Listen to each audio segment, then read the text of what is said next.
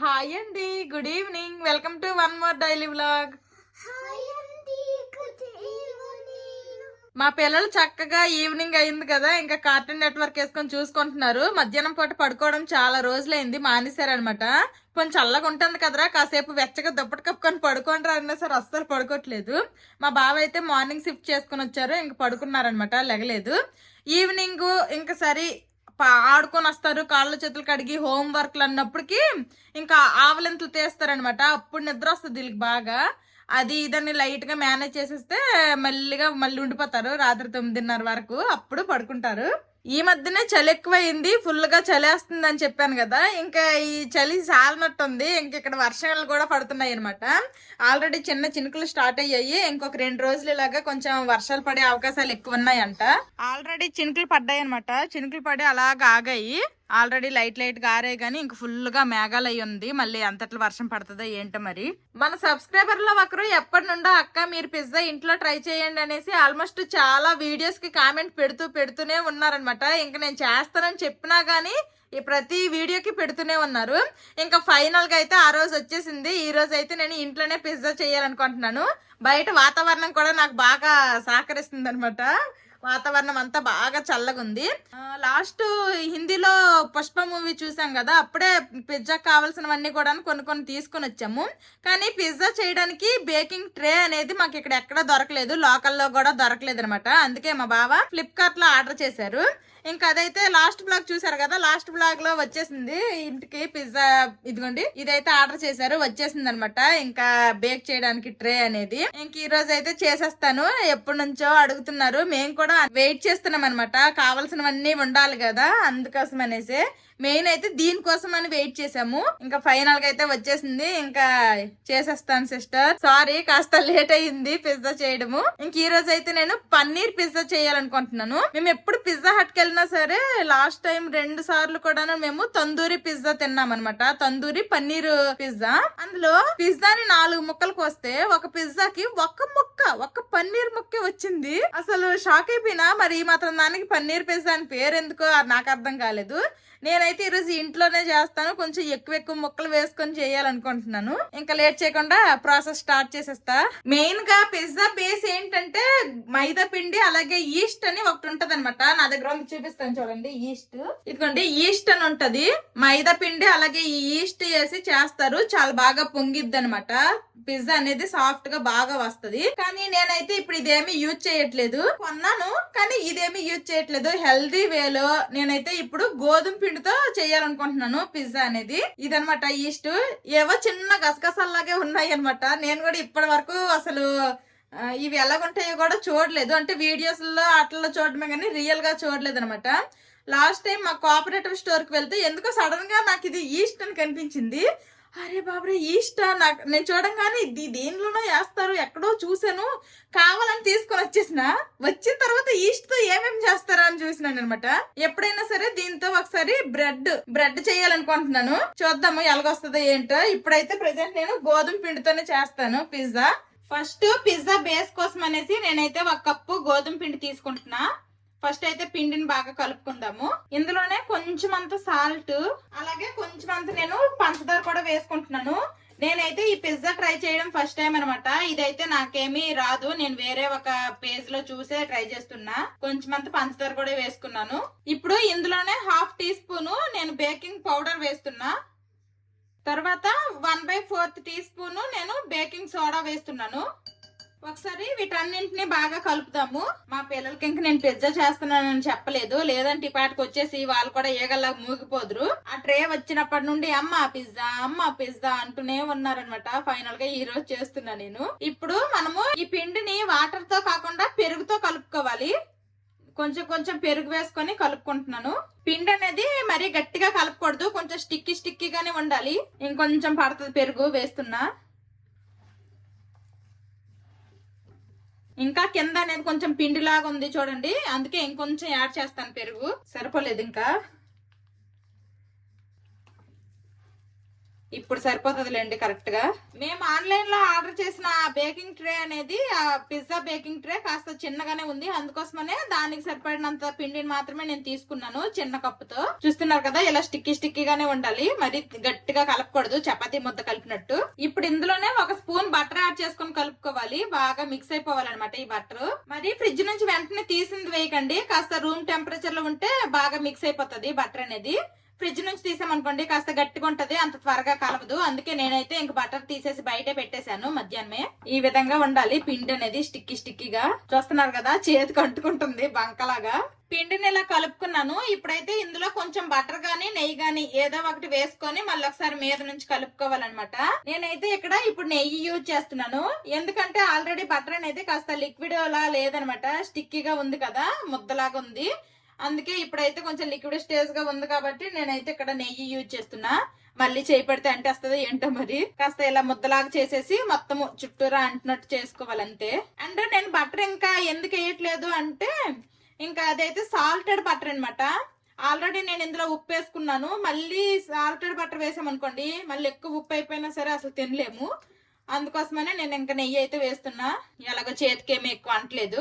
ఇంకా ఇప్పుడు ఈ విధంగా కలుపుకున్నాం కదా, ఇప్పుడైతే దీన్ని ఒక 10 నిమిషాలు రెస్ట్ ఇవ్వాలి. మూత పెట్టేద్దాము. ఇప్పుడు ఇది 10 నిమిషాలు సైడ్ కి వదిలేద్దాము. పిండి కలిపేసి సైడ్ కి పెట్టేస్తాం కదా, అది 10 నిమిషాలు రెస్ట్ ఇవ్వాలి. ఈ లోపల అయితే పిజ్జా మీద టాపింగ్ కి వేసుకోవాల్సినవన్నీ కూడా నేను ఇక్కడ కట్ చేసుకుంటాను. పన్నీరు ఇదంతా వేసేయండి, ఎక్కువైపోతుంది. అది ట్రే అయితే చిన్నగానే ఉంది, దానికి సరిపడిన కోస్తాను. అలాగే క్యాప్సికము, టమాటా, తర్వాత ఒక ఉల్లిపాయ కూడాను అన్ని పెద్ద పెద్ద ముక్కలుగా కట్ చేసుకోవాలి. కట్ చేసుకుంటా ఇప్పుడు. మేము బయట పిజ్జా హట్ లో పిజ్జా తిన్నప్పుడు ఇంత చిన్న ముక్కలు, ఇదిగోండి ఇంత ముక్కలు కూడా ఉండట్లేదు అనమాట. అలాంటిది పీస్కి ఒకటే వస్తున్నాయి, 4 పీసులకు 4 ముక్కలు, ఎంతేసులు కూడా ఉండట్లేదు. నేనైతే ఎంతేసి ముక్కలు అయితే కోసుకుంటున్నా, ఇంకొంచెం కోస్తానులేండి. మరీ ఎక్కువైపోయినా బాగోదు కాబట్టి నేను ఒక్కొక్క పీస్ కి అట్లీస్ట్ ఒక 2 ముక్కలైనా వచ్చేటట్టు కోస్తున్నాను. ఉల్లిపాయ ముక్కలు ఈ విధంగా పెద్ద పెద్దగా కట్ చేసుకున్నాను, ఇలా పొరల్లో తీసేసాను. ఇలాగే టమాటా ముక్కలు అనమాట, ఇవి కూడా కొంచెం పెద్దవే కోసుకున్నా. క్యాప్సికమ్ ముక్కలు కావాలనుకుంటే ఇంకా స్వీట్ కార్న్ కూడా యాడ్ చేసుకోవచ్చు, నా దగ్గర లేవు అందుకే నేను యాడ్ చేయట్లేదు. ఇది పన్నీర్ పిజ్జా కాబట్టి పన్నీర్ యాడ్ చేసుకుంటున్నా. అదే వెజ్ అనుకోండి స్వీట్ కార్న్ యాడ్ చేసుకోవచ్చు. ఈ పన్నీర్ ముక్కల్లో కొంచెం అంత ఉప్పు, అలాగే పసుపు, కారము, ఈ 3 వేసేసి లైట్ గా ఇవి టోస్ట్ చేస్తాను. లైట్ గా ఆయిల్ వేసేసి ఇవన్నీ కూడాను పన్నీర్ ముక్కలే, ఓన్లీ పన్నీర్ ముక్కలే, మిగిలినవేమీ టోస్ట్ చేయను. ఈ పన్నీర్ ముక్కలు మాత్రమే కొంచెం ఆయిల్ వేసి టోస్ట్ చేసేస్తా. కొంచెం పన్నీర్ ముక్కలే కాబట్టి నేను ఇక్కడ తడక ప్యాన్ పెట్టేశాను, కొంచెం దానికి ఎందుకు పెద్ద కళాయి అనేసి. ఇంక ఇవైతే టోస్ట్ చేసేస్తా. ఎలాగో మనం ఓవెన్ లో పెడతాము, బేక్ అవుతాయి కాబట్టి మరి ఎక్కువ టోస్ట్ చేయక్కర్లేదు, జస్ట్ లైట్ గా టోస్ట్ చేస్తే సరిపోతాయి. ఇదిగోండి ఈ మాత్రం ఇలా టోస్ట్ అయితే సరిపోతాయి. తీసేస్తున్నా. పన్నీర్ ముక్కల్ని ఈ విధంగా ఫ్రై చేసేసాను. ఇంక పిండి కలిపి కూడా 10 నిమిషాలు అయిపోయింది, మళ్ళీ ఒకసారి కలుపుకుందాము పిండి. ఒకసారి పిండి అయితే చూద్దాము. ఇదిగోండి పెద్దగేం పొంగదు, ఇది గోధుమ పిండి కాబట్టి, అండ్ మనమేమి ఈస్ట్ వేయలేదు కాబట్టి ఈ మాత్రమే అయ్యిందనమాట, ఎక్కువేం పొంగదు. అదే ఈస్ట్ మనము మైదా పిండితో చేస్తే ఈ పాటికి బౌల్కి సగం లాగా పొంగేది అనమాట. ఏం పర్లేదు, బాగా వస్తే చాలు టేస్ట్. అసలు ఫస్ట్ టైం పిజ్జా చేస్తున్నాను, మరి హిట్ అవుద్దో ఫట్ అవుద్దో చూడాలి. పిజ్జా బేకింగ్ ట్రే అయితే నేను ఆల్రెడీ ఒకసారి క్లీన్ చేసేసాను, నీట్ గా తోమేశాను. ఇప్పుడైతే ఫస్ట్ కొంచెం బటర్ అప్లై చేసుకుందాము. అంచులకి మొత్తం అప్లై చేసుకోవాలి. ఇప్పుడు ఇందులో మనం కలుపుకున్నాం కదా ఈ పిండిని వేసేద్దాము. వేసేసి చపాతీలాగా స్ప్రెడ్ చేసుకోవాలి. అంతా ఒకే దలసరిగా ఉండేటట్టు చూసుకోవాలి, ఒక దగ్గర దలసరిగా ఒక దగ్గర పలచగా కాకుండా. ఈ విధంగా మొత్తము ఈక్వల్ గా స్ప్రెడ్ చేసుకోవాలి. తర్వాత 1 ఇంచ్ 1.5 ఇంచ్ ఇలా గ్యాప్ ఉంచుకొని ఇట్లాగా అనుకోవాలన్నమాట. ఆ తర్వాత ఫోర్క్ తో మొత్తము హోల్స్ లో పెట్టుకోవాలి ఇలాగా. అప్పుడు మనకి ఈ పిజ్జా అనేది ఈవెన్ గా బేక్ అవుతుందంట. ఫస్ట్ ఇప్పుడు మనం రెడ్ చిల్లీ సాస్ ని వేసుకోవాలి. ఇది మొత్తం ఇలా స్ప్రెడ్ చేసుకోవాలన్నమాట.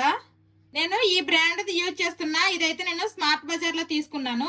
ఇదిగోండి ఈ చుట్టూరా ఈ గ్యాప్ అనేది ఉంచేయాలన్నమాట 1 ఇంచ్ వరకు. అదేమి మనము మొత్తం స్ప్రెడ్ చేసేయకూడదు, ఆ గ్యాప్ ఉంచేసి ఈ మధ్యలో మాత్రమే స్ప్రెడ్ చేసుకోవాలి. ఇది కూడా నేను స్మార్ట్ బజార్ లోనే తీసుకున్నా, వేబాది. ఇదైతే పిజ్జా సాస్ అనమాట, ఇది కూడా వేసుకోవాలి. దీని మీద స్ప్రెడ్ చేసుకుంటున్నాను.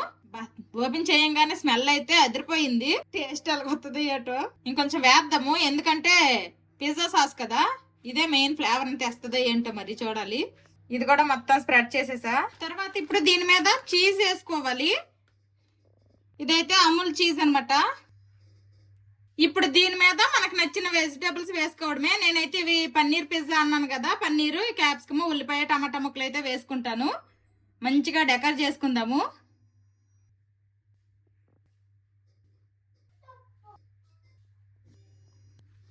ఇలాగా మనం కోసుకున్న ముక్కలన్నీ మనకు నచ్చినట్టు పెట్టుకోవడమే.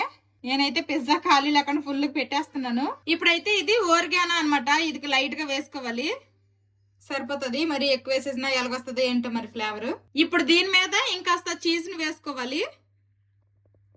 మా బావ అంటున్నాడు, పడుకొని లెగిసిపోయాడు ఆల్రెడీ. మాధవి చీజ్ ఇలాగ ముక్క తీస్తా ఉంటే చీజ్ అనేది బాగా సాగాలి, ఎక్కువ వెయ్యి అంటున్నారు. కొంచెం బటర్ ని నేను ఇక్కడ మెల్ట్ చేసుకున్నాను. ఇప్పుడు అంచులకు అప్లై చేసుకోవాలన్నమాట ఈ బటర్ అనేది. పిజ్జాలో కావాల్సినవన్నీ కూడాను వేసేసాను. ఇంకా ఇప్పుడు పిజ్జా అయితే నేను బేక్ చేసుకుంటాను. మా ఇంట్లో ఓవెన్ ఉంది కాబట్టి నేను ఓవెన్ లో పెట్టేస్తున్నాను. లేదంటే మీరు కడాయిలో శాండ్ అదంతా వేసుకొని లేదంటే సాల్ట్ వేసుకొని కడాయి మీద అయినా బేక్ చేసుకోవచ్చు, గ్యాస్ స్టవ్ మీద. నేనైతే ఓవెన్ లో పెడుతున్నా. ఆల్రెడీ ఓవెన్ 220 డిగ్రీస్ దగ్గర ప్రీ హీట్ చేసేసాను 10 మినిట్స్.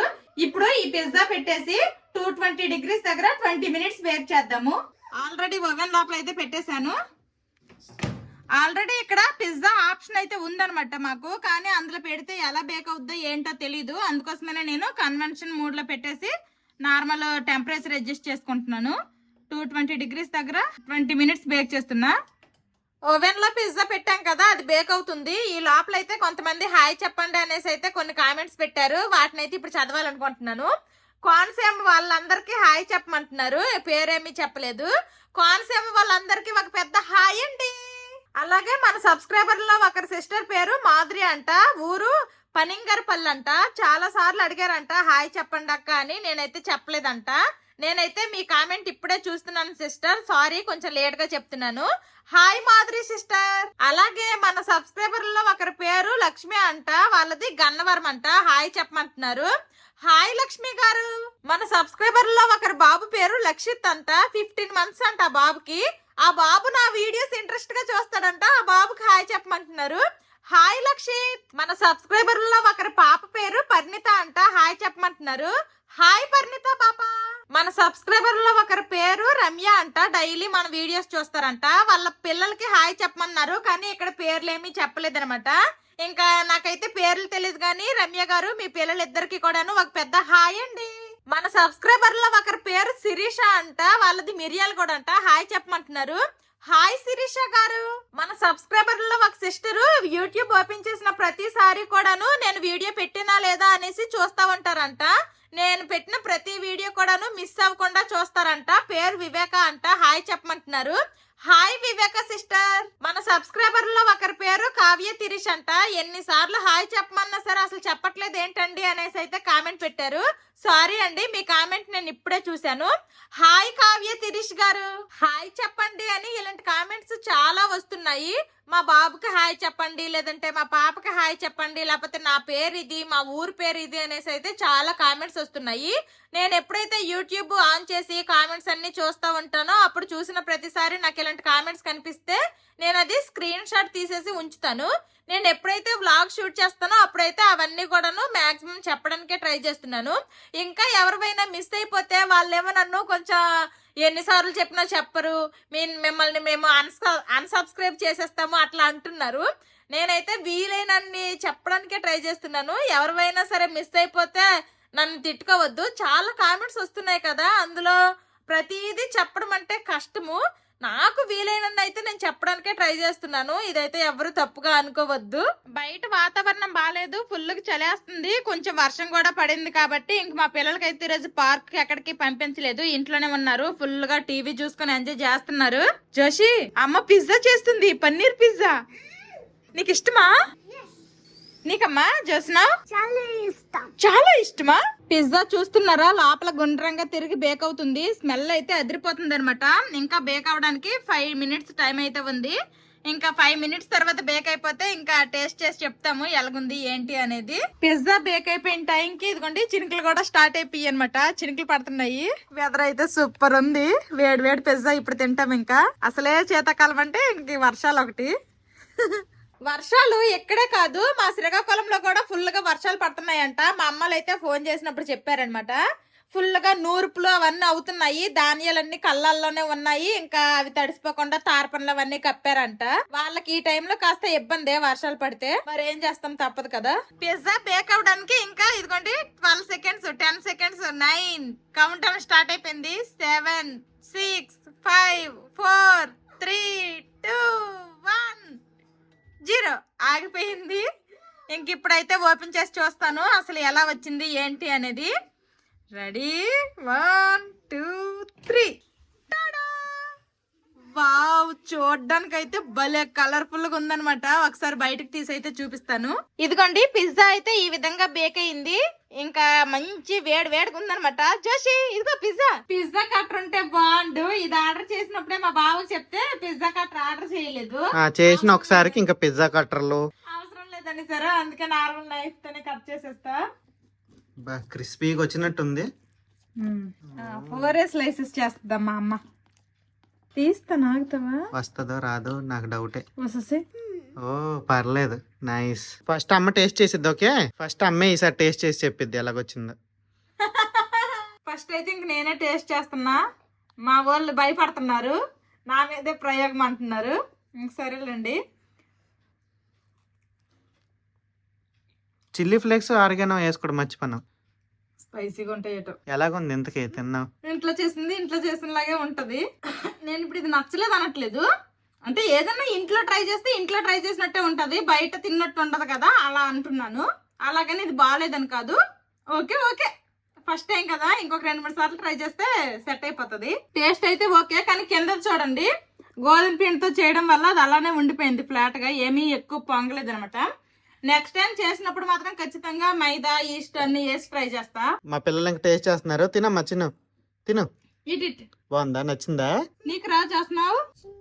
మా పిల్లలకి నచ్చిందంట పిజ్జా, వాళ్ళ అమ్మ చేసిన పిజ్జా నచ్చింది. మా బావే తినడానికి భయపడుతున్నారు, పిల్లలు ధైర్యంగా తిన్నారు, నేను కూడా ధైర్యంగా తిన్నా, మాకైతే నచ్చింది. తినక తప్పుతుందా, తింటానులే నేను కూడా. ఇప్పుడు మా బావ టర్ను. ఏటో తినడానికి తెగ భయపడిపోతున్నారు. చిల్లీ ఫ్లేక్స్ ఆర్గానో వేసుకుంటున్నారు. Let's eat. మరి తినలేనట్టుందా? ఓకే, కింద గోధుమ పిండి కాబట్టి ఆ టేస్ట్ లేదు, కానీ చాలా బాగుంది. అందుకే నేను అన్నా బయట తిన్నట్లేదు కానీ ఇంట్లో చేసుకున్నట్టుంది, బాగుంది అని. నచ్చింది అయితే. పిజ్జాని 4 ముక్కలు చేసేసి ఇంకా ఒక ముక్కనే మళ్ళీ 2 ముక్కలు చేసేసి అయితే ఇచ్చాను. ఆల్రెడీ మా చిన్నోడు ఒక ముక్క తినేసాడు, ఇంక ఇది 2వ ముక్క తింటున్నాడు. మా పెద్దోడు కాస్త నింపాదికి తింటాడు, ఫస్ట్ ముక్క ఇంక తింటున్నాడు అనమాట.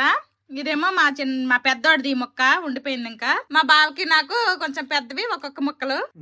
నైట్ డిన్నర్ ఇదే. ఇంకేం తినము. ఒకసారి మైదా పిండి ఈస్ట్ అవన్నీ వేసి కూడా ట్రై చేద్దాం, అట్లా ఎలాగొస్తుందో. ఇలా ఉందంటే ఇంకా మైదాతో చేస్తే taste next level. Pizza Hut లో తిన్నట్టే ఉంటది. నచ్చిందమ్మా? ఎంత నచ్చింది? బయట మనం పిజ్జా హట్ లో తిన్నట్టుందా? బయట పిజ్జా హట్ లో బాగాలేదా, ఇంట్లో బాగుందా? అమ్మ పిజ్జా చాలా బాగుందా?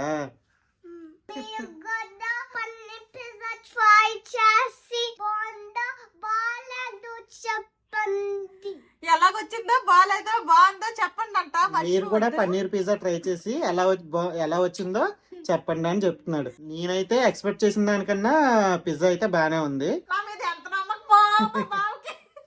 కానీ బాగుంది అన్నారనమాట. చూసి తినగలమా, మరి అంత అయితే బాగాలేదని కాదు, అలాగని మరి ఏంటది పిజ్జా హట్ మించింది అని కూడా చెప్పలేను, కానీ టేస్ట్ అయితే బాగుంది. ఇంట్లో చేసుకున్నందుకు ఈ మాత్రం టేస్ట్ అయినా వచ్చింది, బాగుంది అనమాట. బేక్ అవుతున్నప్పుడు కూడా మంచి స్మెల్ బాగుంది, స్మెల్ బాగుంది, తర్వాత క్రంచీగా కూడా ఉంది. ఇంకా పిజ్జాలు చేసేవచ్చు అయితే ఇంట్లో.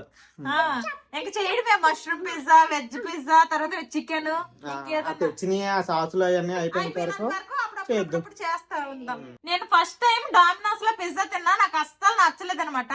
ఆ తర్వాత పిజ్జా హట్ లో చాలా సార్లు తిన్నాను. ఇప్పుడు కూడా నాకు పిజ్జా ఫేవరెట్, నాకు బాగా నచ్చిందని చెప్పలేను కానీ బట్ ఓకే తింటాను. ఇప్పుడు ఇంట్లో చేసింది అయితే నాకు పర్లేదు, ఇది కూడా బాగా నచ్చింది. ఇది ఈ రోజు వీడియో. మీలో ఎంత మందికి పిజ్జా అంటే ఇష్టమో కామెంట్ చేయడం మర్చిపోవద్దు. ఇంక బాయ్ బాయ్ చెప్పేద్దామా? వీడియో నచ్చితే ఏం చేయాలమ్మా? లైక్ చేయండి, కామెంట్ చేయండి, బెల్ నొక్కండి. See you tomorrow. Bye bye bye. Bye.